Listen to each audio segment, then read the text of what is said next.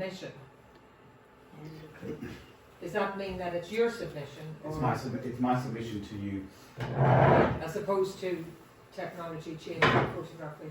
Photography exhibition, okay, submission in general? Okay, let me explain the brief. Oh, right, okay. Okay, good morning. Thank you for listening to my submission.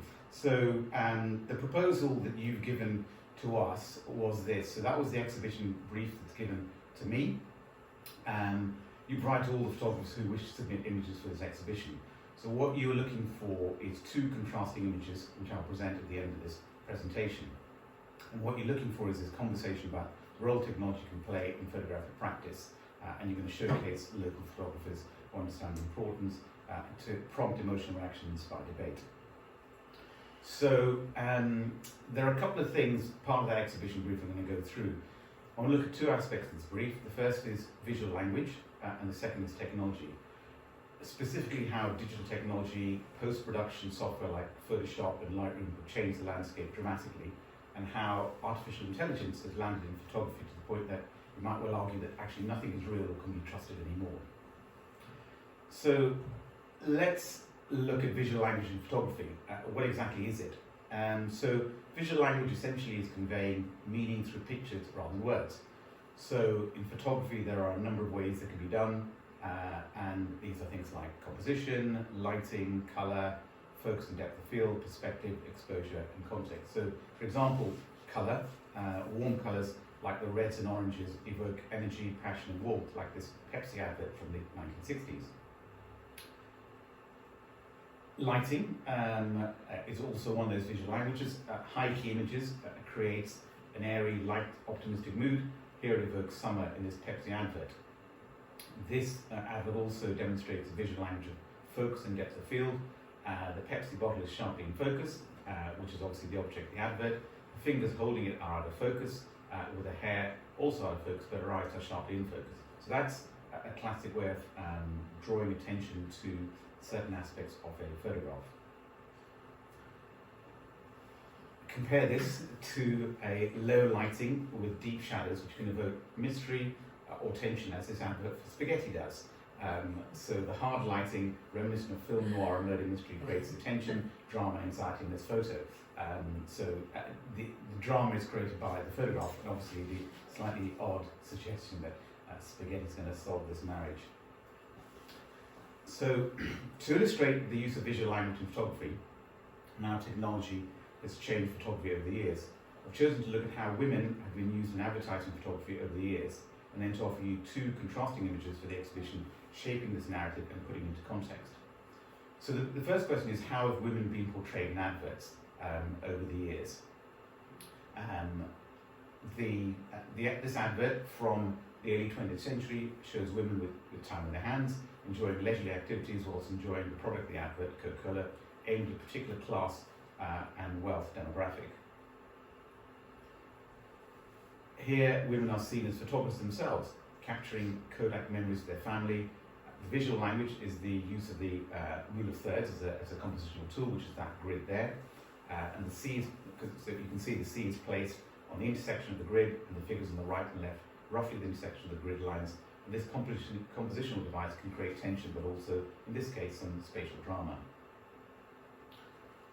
So this is an advert for collagen cream from 1951, preying on the insecurities of the husband disappearing off with a younger woman.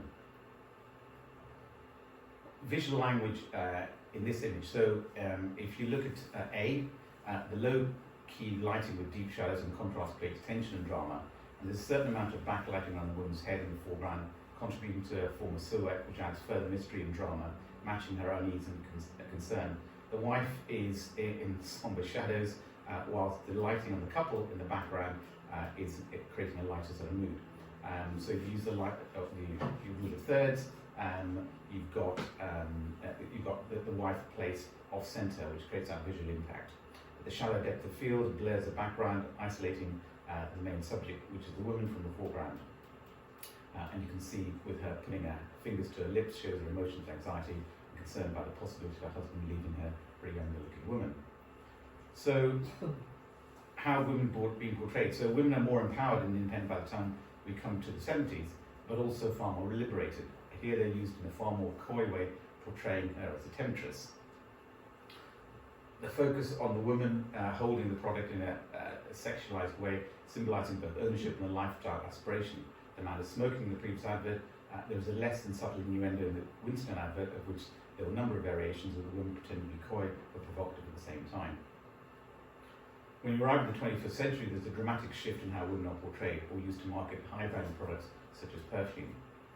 When we come to this century, these images of Natalie Portman advertising Miss Dior perfume in 2020 epitomise the style of photography, lighting and messaging about women. The visual language here is similarly effective, the eye contact with the viewer, soft lighting evoking femininity, soft pastel colours, and the contrast of the pinks, black signals seduction as well as confidence. The choice of background, bedroom, lounge, serves to suggest the attainment of this lifestyle and beauty is achievable simply by purchasing the requisite perfume and dress.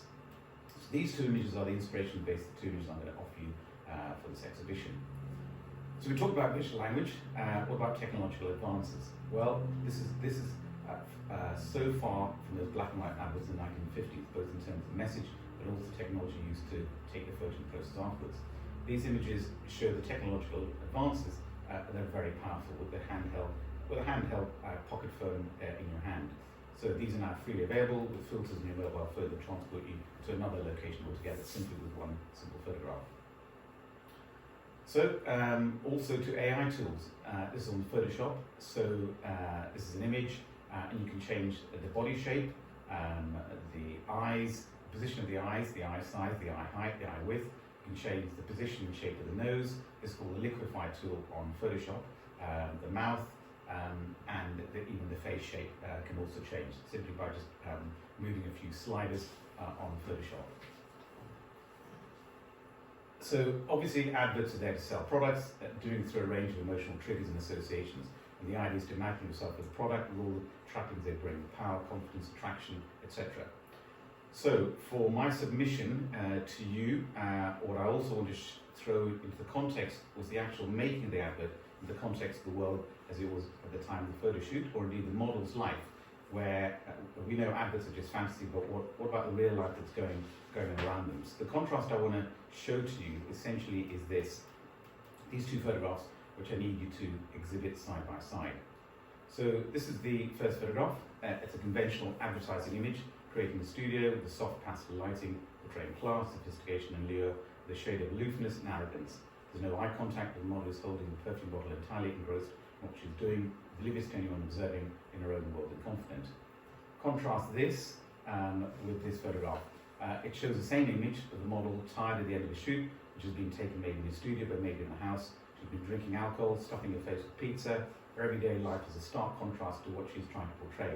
Whilst all around the world carries on, job losses, the Ukraine war, and the newspapers strewn at her feet. The image is taken on iPhone in the studio with ambient lights. No flash has been used, unlike the first image. It's been put through the Snapseed app on a mobile phone, and various filters and post-processing techniques applied to it, including frame to make it look like an old-style analog film. The point here is to prompt a discussion about the world of women adverts, the fanciful world created by it, compared with the humdrum reality of everyday living, the concerns we have with just getting on with life, and how modern phones can capture this and make it social media ready in minutes.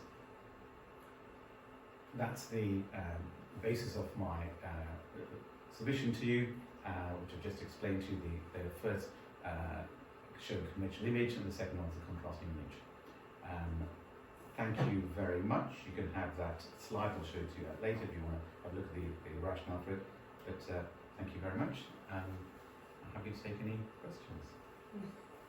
Yeah, I thought that was a fabulous whiz through advertising for the last exactly. 50, 60 years. And it makes you realise just how easily you can be manipulated. Yeah.